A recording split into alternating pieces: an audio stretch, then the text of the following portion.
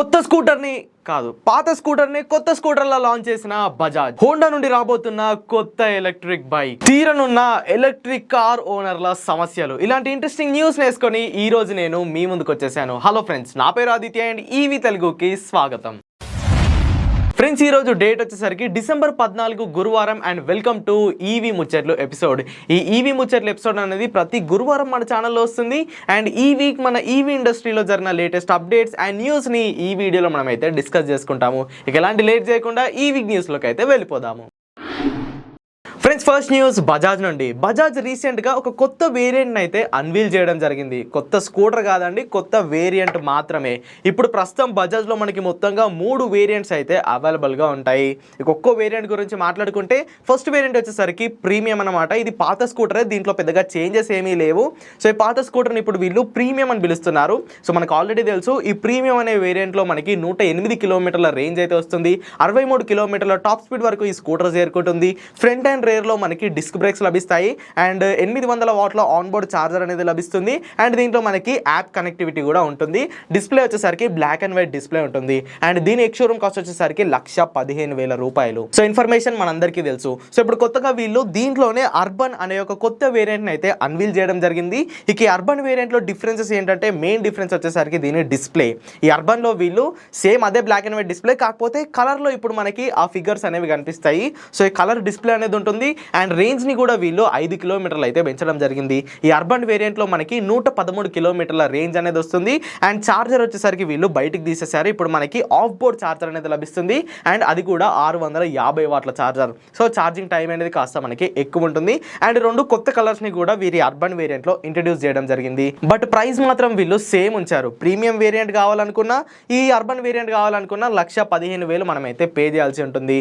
మరి colour display వచ్చింది, range పెరిగింది. ఎక్కడ వీళ్ళు మైనస్ చేశారంటే కొన్ని ఫీచర్స్ అయితే వీళ్ళు తగ్గించడం జరిగింది. ప్రీమియం వేరియంట్లో మనకి డిస్క్ బ్రేక్స్ లభిస్తే, దీంట్లో మనకి డ్రమ్ బ్రేక్స్ లభిస్తున్నాయి. అండ్ ఆఫ్ బోర్డ్ ఛార్జర్ అనేది లభిస్తుంది. అండ్ యాప్ కనెక్టివిటీలో కూడా మనకి లిమిటెడ్ ఫీచర్స్ అనేవి అవైలబుల్గా ఉంటాయి. సో ఇలా ఇప్పుడు బజాజ్ చేత 3 వేరియంట్స్లోనైతే మనకి అవైలబుల్గా ఉంది.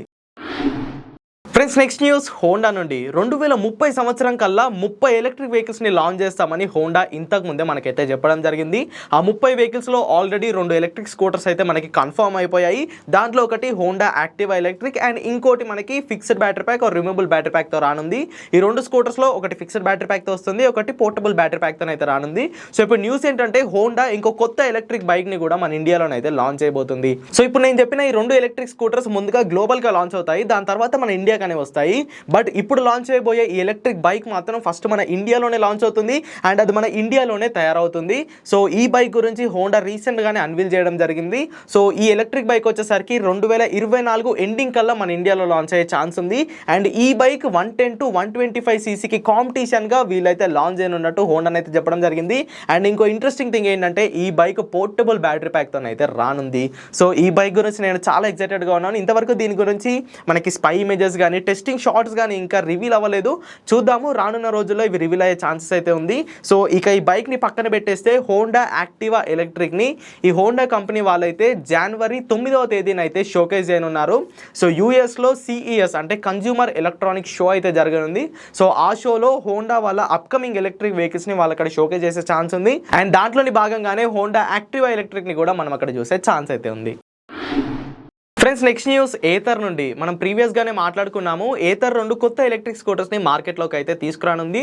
సో ఈ స్కూటర్స్ వచ్చేసరికి 2024 జనవరి ఆర్ ఫిబ్రవరిలోనైతే మార్కెట్లోకి లాంచ్ అవుతాయి. అండ్ దీని డెలివరీస్ వచ్చేసరికి మార్చ్, ఏప్రిల్, మే ఆ మంత్లోనైతే ఉండే ఛాన్స్ ఉంది. సో దీంట్లో ఒకటి ఫ్యామిలీ ఎలక్ట్రిక్ స్కూటర్ అండ్ ఇంకోటి performance oriented electric scooter. Family scooter గురించి పక్కన పెట్టేస్తే, ఏథర్ ఈ పర్ఫార్మెన్స్ ఓరియంటెడ్ ఎలక్ట్రిక్ స్కూటర్పై చాలా ఫోకస్ అనేది పెడుతుంది. అండ్ దీని పేరు వచ్చేసరికి ఏథర్ 450X అపెక్స్. సో ఈ స్కూటర్ ఇంచుమించు చూడడానికి ప్రస్తుతం ఉన్న ఏథర్ స్కూటర్స్ లానే ఉంటుంది. బట్ దీంట్లో ట్రాన్స్పరెంట్ బాడీ ప్యానల్ అయితే రానుంది. అండ్ పర్ఫార్మెన్స్ పరంగా ఇది టాప్ నాచ్ లో ఉండబోతుంది. ఏథర్ దీనిపై చాలా లీక్స్ అండ్ కొన్ని వీడియోస్ కూడా రిలీజ్ చేసింది. ప్రస్తుతం ఏథర్ స్కూటర్స్ వాడుతున్న కస్టమర్స్ ని వాళ్ళు ఇన్వైట్ చేసి ఈ అపెక్స్ అనే ఎలక్ట్రిక్ స్కూటర్ ని నడపమని వాళ్ళకైతే ఇవ్వడం జరిగింది. సో వాళ్ళైతే దీని పర్ఫార్మెన్స్ టాప్ నాచ్ లో ఉన్నట్టు వాళ్ళైతే రిపోర్ట్ ఇవ్వడం జరిగింది. అండ్ దీంట్లో రీజనరేటివ్ బ్రేకింగ్ కూడా టాప్ నాచ్ లో ఉండబోతుంది. అంటే మనకి బ్రేక్స్ అనేవి అవసరం లేదు, మనకి థ్రాటిల్ వదిలేస్తే చాలు స్కూటర్ అనేది ఆటోమేటిక్ గా బ్రేక్ వేసుకునేలా వీరు దీంట్లో ఆ రీజనరేటివ్ బ్రేకింగ్ అయితే సెటప్ చేయనున్నారు. సో మొత్తంగా ఇది ఒక పర్ఫార్మెన్స్ ఓరియంటెడ్ ఎలక్ట్రిక్ స్కూటర్ అని చెప్పుకోవచ్చు. అండ్ దీని ప్రైస్ కూడా ఎక్కువే ఉంటుంది. ఈ ఫ్యామిలీ ఎలక్ట్రిక్ స్కూటర్ యొక్క ప్రైస్ అనేది తక్కువ ఉంటుంది. సో ఏథర్ ఇప్పుడు ఈ ఏథర్ 450X అపెక్స్ యొక్క బుకింగ్స్ కూడా తీసుకోవడం స్టార్ట్ చేసింది. సో వాళ్ళ వెబ్సైట్కి వెళ్ళి 2500 రూపాయలు పే చేసి మీరు స్కూటర్ని అయితే ప్రీ బుక్ చేసుకోవచ్చు. అండ్ దీని డెలివరీస్ వచ్చేసరికి 2024 మార్చ్లోనైతే స్టార్ట్ అవుతాయని కంపెనీ అయితే చెప్పడం జరిగింది. సో ఎవరైతే పర్ఫార్మెన్స్ని ఇష్టపడతారో అండ్ ఏథర్ లవర్స్ ఎవరైతే ఉన్నారో వాళ్ళు ఈ స్కూటర్ పై లుక్ అయ్యొచ్చు. బుక్ చేసుకోమని నేను చెప్పను, అది మీ మీద డిపెండ్ అయి ఉంటుంది. ఫ్రెండ్స్, నెక్స్ట్ న్యూస్ టాటా నుండి. టాటాకి ప్రస్తుతం అంటే టాటా పవర్కి ప్రస్తుతం 5000 ఈవీ ఛార్జింగ్ స్టేషన్స్ అయితే మన ఇండియాలో ఉన్నాయి. అవి టాటా పవర్ అనే కంపెనీ ఆపరేట్ చేస్తుంది. అది టాటా కంపెనీ కాబట్టి టాటా హ్యాండిల్లోనే అదైతే ఉంటుంది. సో ఇప్పుడు టాటా రీసెంట్గా 4 CPOస్తోనైతే పార్ట్నర్షిప్ అవ్వడం జరిగింది.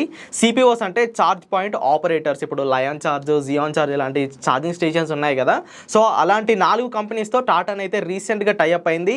ఆ కంపెనీస్ వచ్చేసరికి Charge Zone, Glida, Statiq and Zeon. So ఈ 4 కంపెనీస్ల పార్ట్నర్షిప్తో టాటా రానున్న 2 సంవత్సరాల్లో 10,000 ఛార్జింగ్ స్టేషన్స్ని సెటప్ చేస్తామని అయితే చెప్పడం జరిగింది.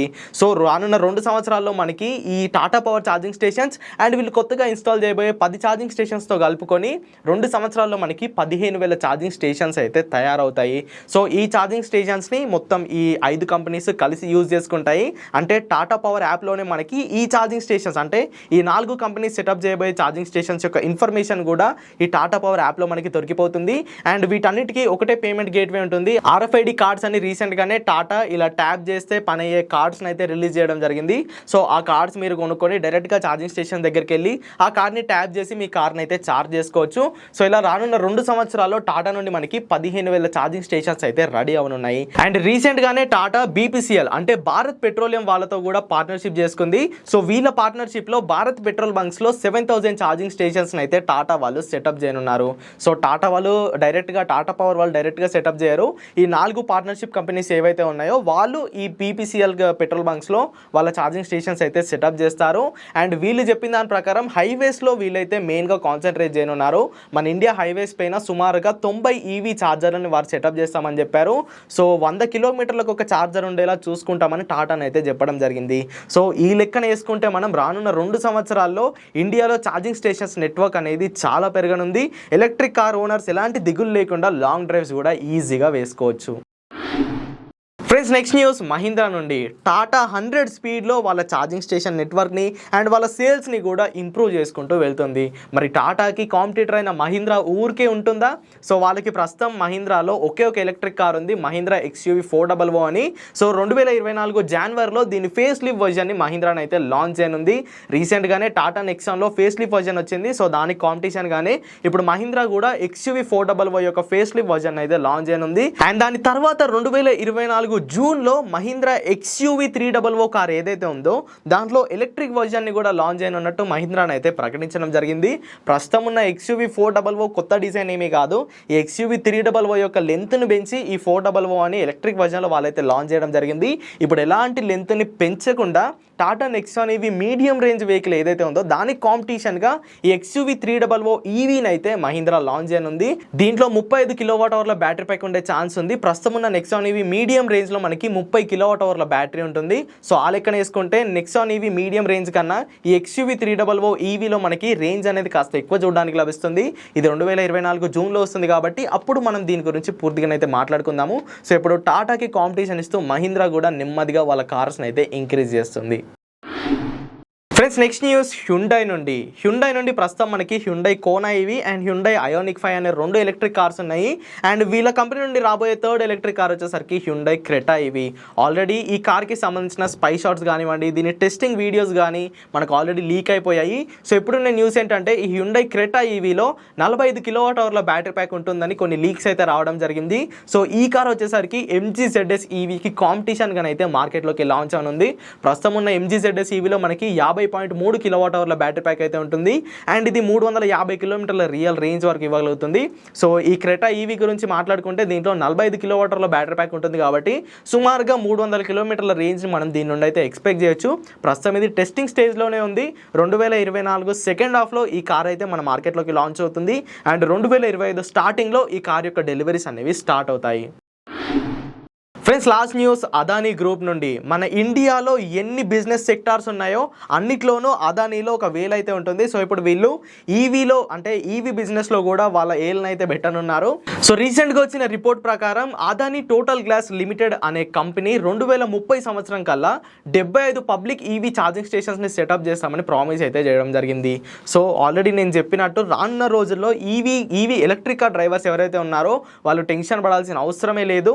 ప్రతి 50 నుండి 70 కిలోమీటర్లకు ఒక ఛార్జింగ్ స్టేషన్ అయితే మనకు ఖచ్చితంగా ఉంటుంది. అది హైవేస్లో, సిటీస్లో చూసుకుంటే మనకి పెట్రోల్ బంక్స్ ఎలా ఉన్నాయో అలా ఖచ్చితంగా ఈవీ ఛార్జింగ్ స్టేషన్స్ అనేవి వస్తాయి. సో 2024 నుండి స్టార్ట్ చేసుకుంటే 2030 కల్లా ఖచ్చితంగా మన ఛార్జింగ్ స్టేషన్ నెట్వర్క్ అనేది డెవలప్ అవుతుంది. సో ఫ్రెండ్స్, చూసారుగా, ఇవన్నమాట ఈ వీక్ మన ఈవీ ఇండస్ట్రీలో ఉన్న లేటెస్ట్ అప్డేట్స్ అండ్ న్యూస్ అయితే. ఈ న్యూస్ మీకు ఎలా అనిపించిందో కింద కామెంట్ చేయండి. వీడియో నచ్చినట్టయితే లైక్ చేయండి. ఈవీ తెలుగు ఛానల్ని సబ్స్క్రైబ్ చేయండి. మరిన్ని ఇంట్రెస్టింగ్ ఇలాంటి న్యూస్తో మీ ముందుకు వచ్చేస్తాను. అటు గో గ్రీన్, గో ఎలక్ట్రిక్.